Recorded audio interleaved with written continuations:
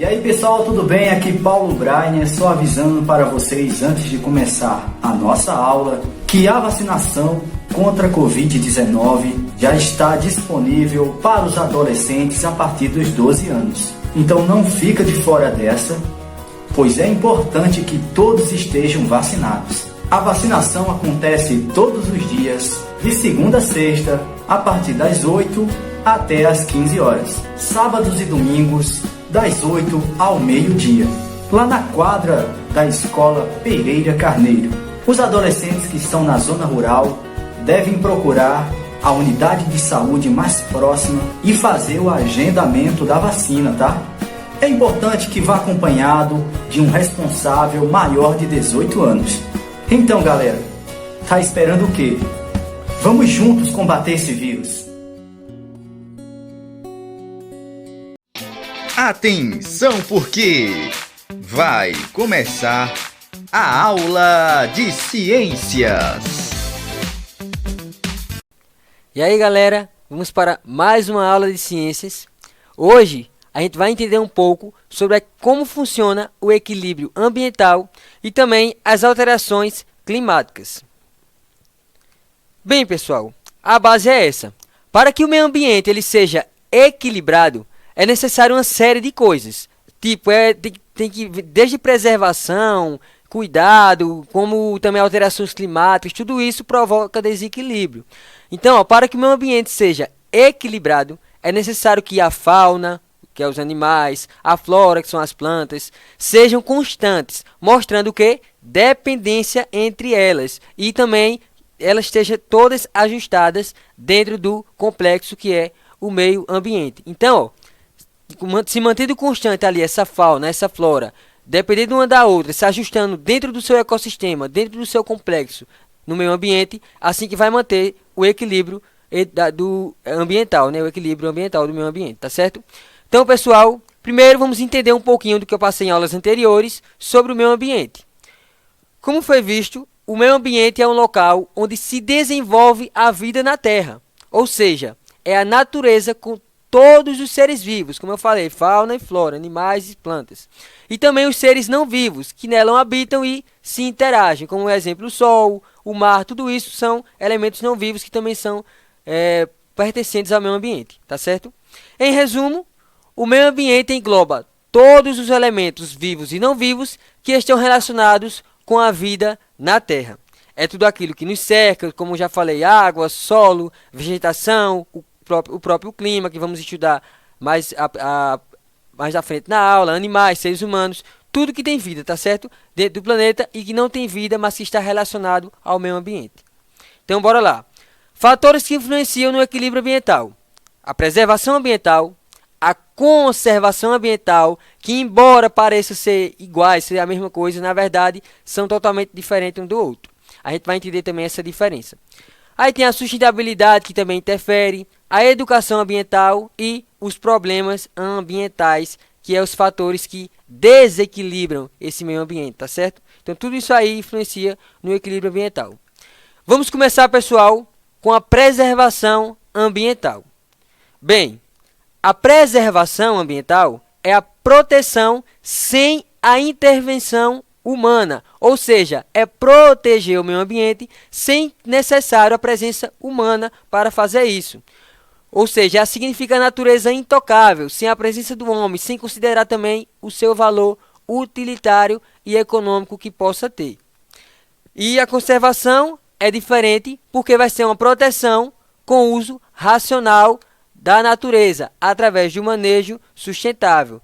Resumindo, na preservação ambiental não vai ter intervenção humana. Na conservação, permite a presença, a intervenção do homem na natureza, mas de maneira harmônica, ou seja, a natureza também interage com o homem, tá certo? Então, a grande diferença entre preservação e conservação é essa. A preservação é sem a presença do homem. A conservação é com a presença do homem na natureza de maneira harmônica, tá certo?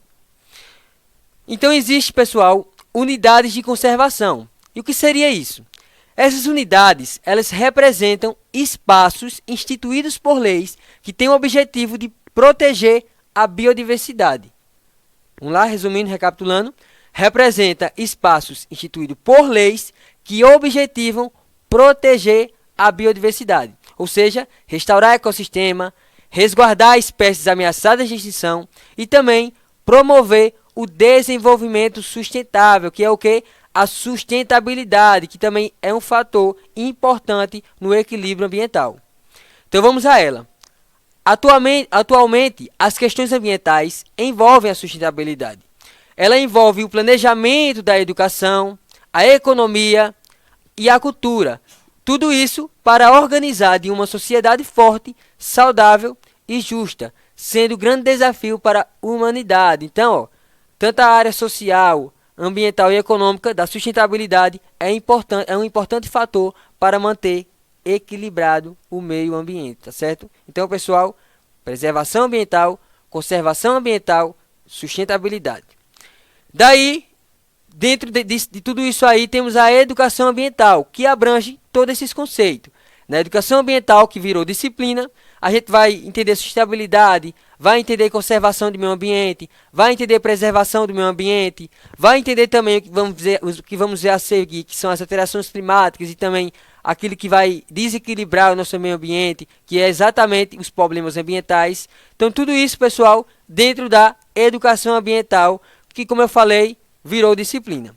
Então, o que seria essa educação ambiental? Corresponde aos processos por meio dos quais o indivíduo, ou seja, o ser humano, e a coletividade constroem valores sociais e conhecimentos, habilidades, atitudes e competências voltadas à conservação do meio ambiente. Vou repetir. Corresponde aos processos pelos quais os indivíduos em coletivo, certo, em conjunto, constroem valores sociais, conhecimentos, habilidades, atitudes e competências voltadas à conservação do meio ambiente, tá certo? Reutilização de materiais, redução de energia, reciclagem, tudo isso faz parte do processo de educação ambiental e a gente vê na disciplina, tá certo? Qual é o objetivo? Compreender os conceitos sobre o meio ambiente, como eu falei, sustentabilidade, conservação, preservação, além também da construção de novos valores sociais, visto que lá na sustentabilidade, né, não só trabalha o meio ambiente, mas também a sociedade e a economia. Então, para que servem esses valores sociais? Para a conquista e manutenção do direito ao meio ambiente equilibrado, que é o objetivo da nossa aula de hoje, tá certo? Então vamos lá, pessoal. Sabemos que temos que manter o meio ambiente em equilíbrio. Então, uma das coisas que temos que evitar são os problemas ambientais, porque eles causam desequilíbrio de uma maneira forte dentro do nosso meio ambiente. Então, nas últimas décadas, o meio ambiente vem sofrendo cada vez mais com a ação humana. Uma delas é as queimadas. Com essas queimadas, nem sempre de forma harmônica e de forma sustentável, surgem esses problemas ambientais, como é o caso das fábricas. As fábricas, elas são necessárias, porém, ela é uma intervenção humana que causa problemas ambientais por conta das queimadas, a queima de combustíveis fósseis, que prejudicam o meio ambiente, certo? Então, os principais problemas ambientais são mudanças climáticas, que a gente vai estudar mais à frente, o efeito estufa, o aquecimento global, a poluição da água, a poluição do ar, a destruição da camada de ozônio, as extinções das espécies, tanto de plantas como de animais, a chuva ácida que danifica o nosso solo, a desflorestação, a desertificação, a poluição de um modo geral. Então, esses são os fatores que vão influenciar bastante no desequilíbrio do nosso meio ambiente. São problemas ambientais. Como eu falei também, as alterações climáticas vão ter um papel também importante dentro do equilíbrio. Quando existe muita alteração climática, vai desequilibrando o meio ambiente. Mas as mudanças são necessárias, porém, da maneira natural, como vamos ver agora, que existem duas maneiras. A por causas naturais, certo? Que é a necessária, e tem também aquelas que é por atividades humanas, que vai prejudicar o equilíbrio ambiental. Então vamos a elas. Bem, pessoal, alterações climáticas são mudanças do clima, que acontecem em todo o planeta. Antigamente, o aquecimento tinha causas naturais, mas hoje ele é produzido pelas atividades humanas, ou seja, as suas consequências, que dependendo de como seja, da intensidade que são, se tornam irreversíveis em alguns exemplos. Vamos lá. Relembrando primeiro o clima. A gente já teve essa aula sobre clima em aulas anteriores, porém a gente vai dar uma recapituladazinha para vocês não perder o raciocínio aqui na hora das alterações. Então, o clima ele corresponde ao conjunto das características da atmosfera durante um certo período em uma certa região. Ou seja, é as temperaturas médias, a quantidade de chuvas, a umidade do ar, entre outros aspectos. Tudo isso é estudado no nosso clima. Então, ó, tem tipos de causas das alterações climáticas, como eu falei no início. Existem alterações que elas são naturais, mas também existem alterações pela ação humana. As alterações naturais, temos como exemplo as glaciações, as mudanças na órbita terrestre, o efeito estufa, que é uma alteração natural, porém a queima excessiva dos combustíveis fósseis e dos gases de efeito estufa, aí sim vai produzir uma ação humana, que é o aquecimento global, que vai ser danosa para o meio ambiente. E, como eu falei, pela ação humana, o exemplo principal é a queima de combustíveis fósseis, é o grande fator de risco para o desequilíbrio ambiental. Então, ó, as principais causas das alterações climáticas são a queima de combustíveis fósseis, que acontece da forma natural, que é o efeito estufa, mas também do aquecimento global, que é a parte difícil, a parte, como é que eu posso dizer, a parte errada do efeito estufa. Vocês vão entender esse errada a seguir. Vamos lá? O efeito estufa, pessoal, ele é um fenômeno natural. Ele é necessário. Por quê? Ele controla o clima e a temperatura do nosso planeta. Então, é essencial acontecer o efeito estufa. Então, ó, o dióxido de carbono, que é o nosso CO2, é proveniente da queima de combustíveis usadas em diversas atividades do nosso cotidiano. Por exemplo, indústrias, transportes e também no aquecimento das casas. Além deles, há outros gases que provocam o efeito estufa. Mas, como eu falei, o efeito estufa ele é um fenômeno natural. Só que grande parte desses gases de efeito estufa, eles se acumulam na superfície terrestre, como está aí na imagem ao lado.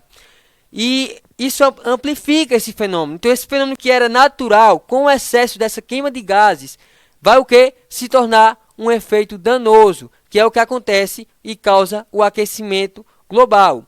Em outras palavras, o efeito estufa retém grande parte do calor proveniente da radiação solar e vai manter a superfície terrestre aquecida, é comum, é natural. Só que o excesso da queima desses gases causam o fenômeno conhecido como aquecimento global. E esse sim é um fator de risco para o desequilíbrio do nosso planeta e também do nosso meio ambiente, porque vai estar superaquecido, tá certo? Não vai ter o aquecimento que era para ser natural, que era para ser comum. Então vamos a ele. O aquecimento global, durante muito tempo, foi questionado que fosse provocado pela ação humana ou se era provocado por uma ação natural. Só que estudos científicos comprovaram que são as atividades humanas que contribuem para o aquecimento excessivo do planeta. Como eu falei, o efeito estufa é natural, porém o aquecimento global não é natural de maneira nenhuma. É por conta do excesso da queima de combustíveis fósseis por atividades humanas. Então, ó, a situação ela é considerada irreversível e seus efeitos devem ser sentidos nos próximos séculos, visto que só tende a aquecer cada vez mais e aquecer cada vez mais o nosso meio ambiente por conta dessa queima de combustíveis fósseis, tá certo? Isso aponta, pessoal, para a necessidade que temos de uma mudança de atitude para poder reduzir essas emissões de gases. Nós sabemos que o efeito estufa é natural, mas essa emissão de gases com excesso ela é danosa, ela vai promover esse aquecimento. Então, temos que sentir essa necessidade de mudar isso aí, de ter um jeito de melhorar essa situação. Então, ó, quais são as consequências dessas alterações climáticas?